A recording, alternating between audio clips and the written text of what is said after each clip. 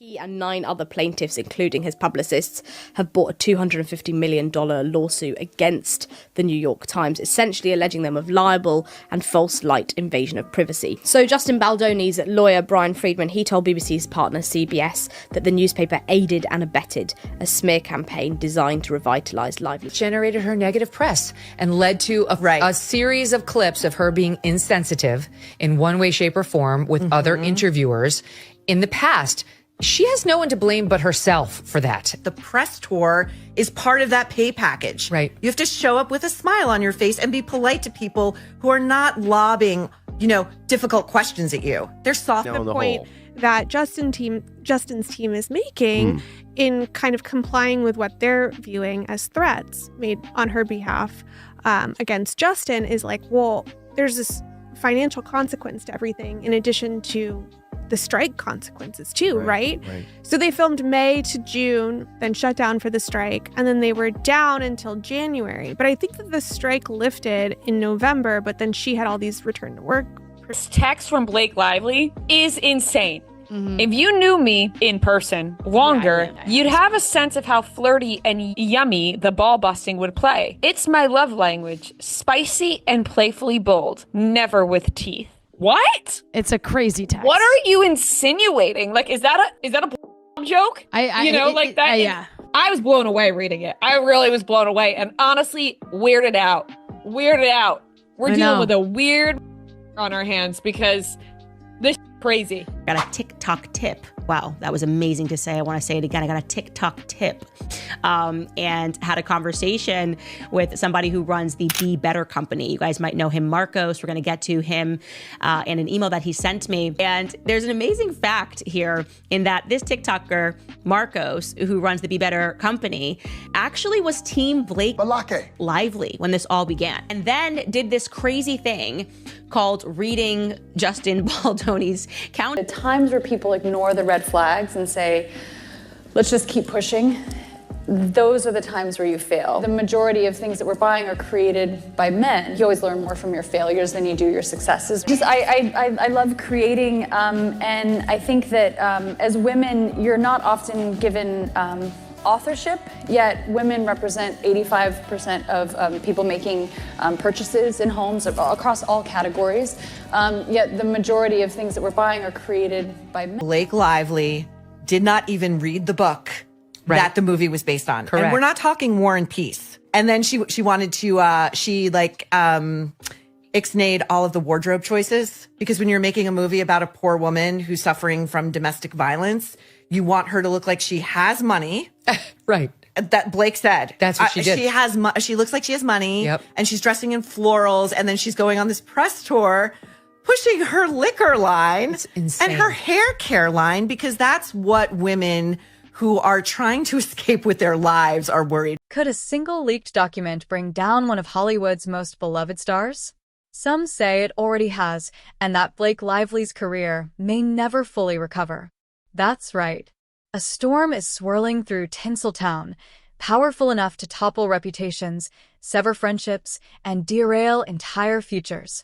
At the center of this unfolding drama, two familiar names, Blake Lively and Justin Baldoni.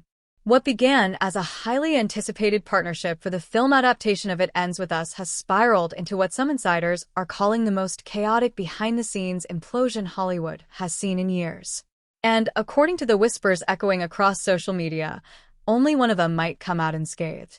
It all started with promise. On paper, the project was destined for success. A beloved star with a polished reputation, a rising director with charm, and a best-selling novel with a loyal following. Industry insiders were confident the movie would be a commercial hit. But signs of trouble emerged early. The crew members, speaking off the record, described creative disputes that went beyond normal artistic debate. Tensions reportedly flared between Lively and Baldoni. Then came the red carpet events, where their absence from joint appearances didn't go unnoticed. Initially, fans chalked it up to typical celebrity scheduling. But then things escalated.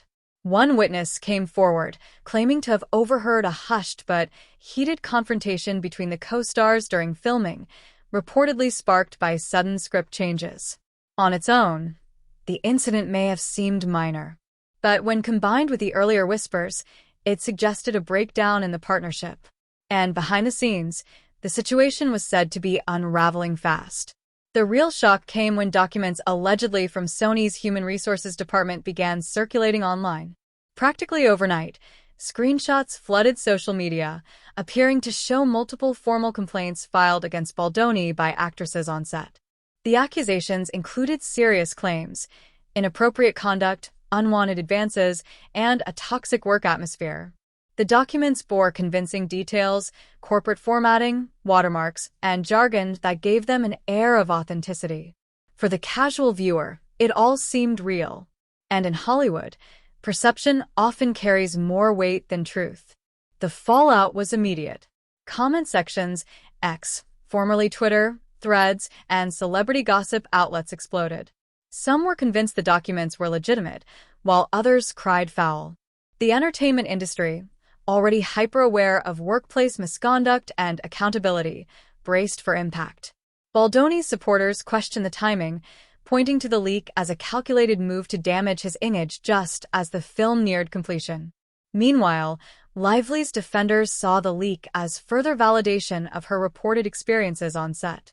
One thing became undeniable: whether the documents were authentic, manipulated, or entirely fake, they lit a match that turned simmering tensions into a five-alarm blaze. Audiences, production companies, and insiders were left wondering, what really went down on that set? And more importantly, who benefits from all this?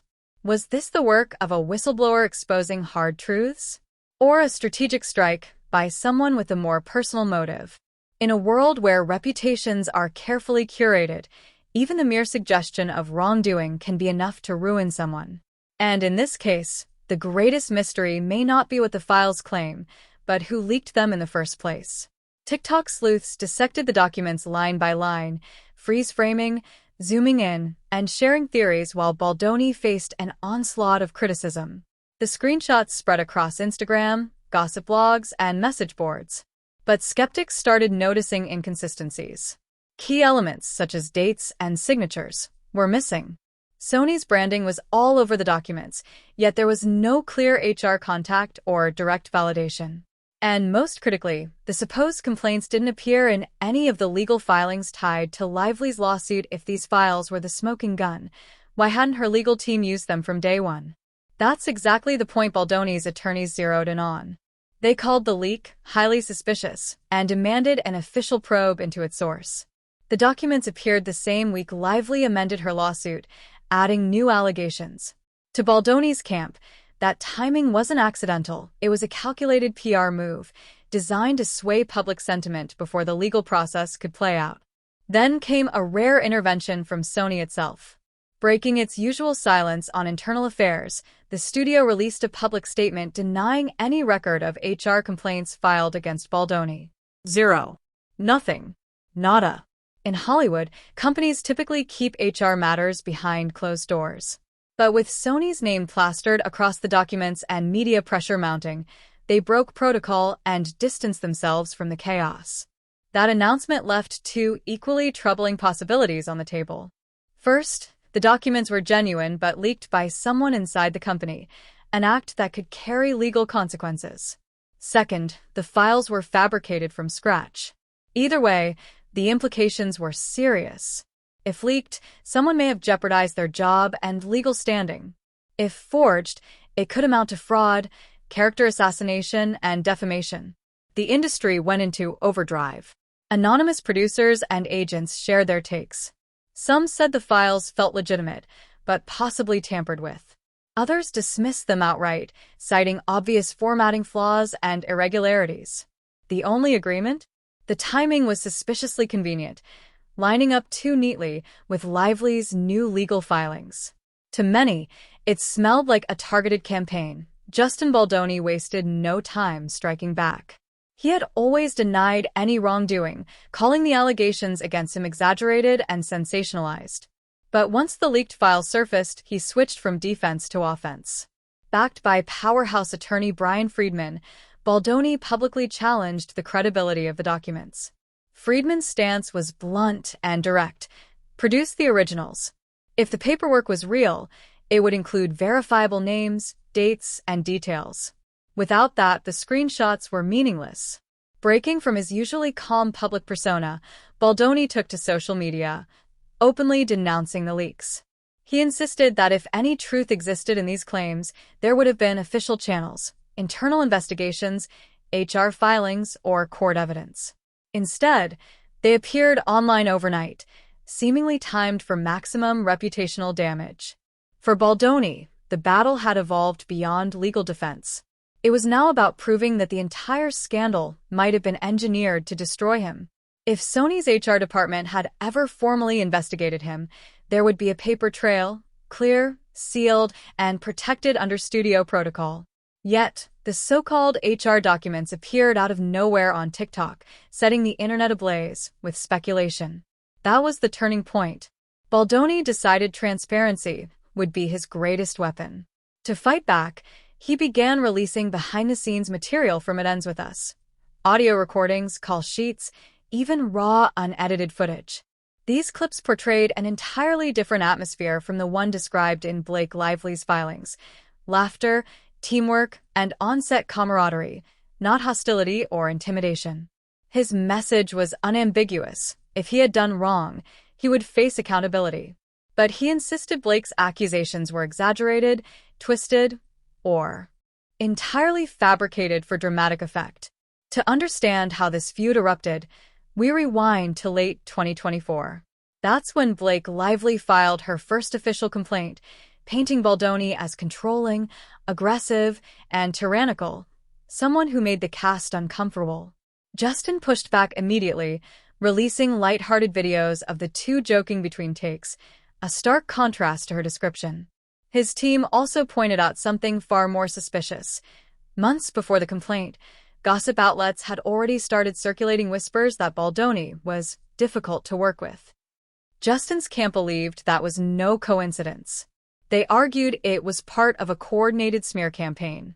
One especially damning rumor claimed that a publicist tied to Blake had been feeding tabloids fake stories, including the false claim that multiple women had filed HR complaints against him. If true, that would mean the TikTok Sony files weren't random leaks at all, but the climax of a long, calculated effort to destroy his career. The controversy escalated when the New York Times published an in-depth expose repeating parts of Lively's allegations. Instead of letting it go, Baldoni doubled down, filing a $250 million lawsuit against the paper. He accused it of cherry-picking facts to make him the villain while ignoring evidence that contradicted her claims. Taking on one of the most powerful newspapers in the world was a bold move, but Baldoni seemed convinced he had the truth on his side. As the legal storm grew, cracks began to show across Hollywood. Industry insiders were unsettled. While Blake Lively still held a massive fan base, studios began hesitating. Reports surfaced that several projects involving her were quietly paused. Producers worried that hiring her might turn sets into media battlegrounds, while directors feared private disputes could once again explode into public scandal. In Hollywood, perception is everything, and few are willing to risk their brand. Meanwhile, Baldoni, who had initially faced fierce backlash, began regaining ground. Each new leak was either debunked or met with demands for verification that never came. Gradually, public sentiment began to shift. Observers started asking uncomfortable questions. If Sony denied the documents existed and no official filings were ever found, then what exactly was going on? But the war didn't stop there. Baldoni went further, launching a $400 million lawsuit against Blake Lively and Ryan Reynolds, accusing the couple of defamation and even civil extortion. That last charge turned heads across Hollywood. It implied that Baldoni believed Lively had attempted to strong-arm him, possibly threatening to release damaging material unless he gave in to her demands. Insiders speculated those demands might have included more creative control or even hush money to keep her silent. If proven true in court, the consequences could be catastrophic. In Hollywood, reputation is currency. If Blake were found to have fabricated or manipulated evidence, it could permanently destroy her credibility. For Justin, the risks were just as severe. Even if every document proved fake, his name had already been dragged through months of damaging headlines, viral memes, and late-night monologues. Neither side could emerge unscathed in the court of public opinion. Fans split into camps. Some believed Blake was waging a vendetta. Others saw Justin as a manipulator hiding behind PR strategy. But among the undecided, a chilling realization was spreading. Perhaps this entire saga wasn't about truth at all, but about narrative warfare. At the center of it all was the question that shook Hollywood. Could a single leaked document really derail a career? What began as a promising collaboration on It Ends With Us had devolved into one of the most chaotic Hollywood scandals in years. The supposed HR documents, sleek, devastating, and conveniently timed, looked authentic enough to spark outrage. They alleged that Baldoni faced multiple complaints for misconduct and a hostile work environment. For a moment, his career seemed finished. But then came the inconsistencies. The filing dates were redacted. The signatures were missing. The documents included a Sony letterhead, but no contact information, no verification codes. When Sony was finally pulled into the fray, the studio made a rare move. It publicly denied the documents' authenticity. In Hollywood, where HR matters are usually handled behind closed doors, that denial spoke volumes. If the files were genuine, someone inside Sony had leaked them. If they were fake, someone had fabricated them with intent to deceive. Either way, suspicion began shifting, not toward Baldoni, but toward Blake Lively or someone close to her. Industry whispers suggested a rogue publicist or associate may have staged the leak to tilt public opinion in her favor. But the move backfired. Once Sony discredited the files, the outrage turned on Blake. Why did these documents appear just as she amended her lawsuit? Why did they lack the formal details any real HR complaint would contain? And if they were legitimate, why hadn't she included them in her own filings? Suddenly, it was Blake's integrity under fire. Fans who had once defended her began expressing doubt. Hashtags calling for boycotts trended online. Studios, wary of public chaos, reconsidered their partnerships. In an industry built on image, doubt can be poison, and Blake's reputation was starting to erode. Baldoni capitalized on the moment, flooding the public sphere with his own evidence, footage, call sheets, audio clips, all painting a different picture of the set dynamic. He positioned himself as a crusader for transparency, arguing that truth, not spin, would clear his name. Then came his most dramatic escalation yet, the $400 million lawsuit that accused Blake and Ryan of defamation and extortion. The claim that she might have attempted to blackmail him, demanding control or compensation in exchange for silence, sent shockwaves through the industry. If proven, it would not only ruin her career but could carry criminal implications. And so, what began as a behind-the-scenes dispute over a film has morphed into a case study in modern Hollywood warfare, a volatile mix of PR manipulation, viral leaks, and the relentless pace of social media outrage colliding with the slow grind of the legal system. For Blake, the danger is existential. If Hollywood begins to see her as someone who fabricates or weaponizes evidence, she could find herself blacklisted. For Justin, the damage may be irreversible even if he wins. The shadow of accusation rarely fades completely. Neither seems ready to back down. Legal experts predict most cases like this end in private settlements, but this feud feels too personal, too public, and too scorched for quiet resolution. Studios are now reevaluating everything, from tighter NDAs to stricter access to internal files. If the Sony documents were indeed fabricated, it exposes a terrifying truth. That one convincing forgery can ignite a media inferno long before facts ever surface. Ironically, It Ends With Us, a story about resilience and healing, may forever be remembered not for its plot, but for the legal war it spawned. What started as creative collaboration has become a real-life saga of betrayal, sabotage, and survival. As the court date approaches, one question looms: who will survive with their career intact? Will Blake restore her image and prove her intentions pure?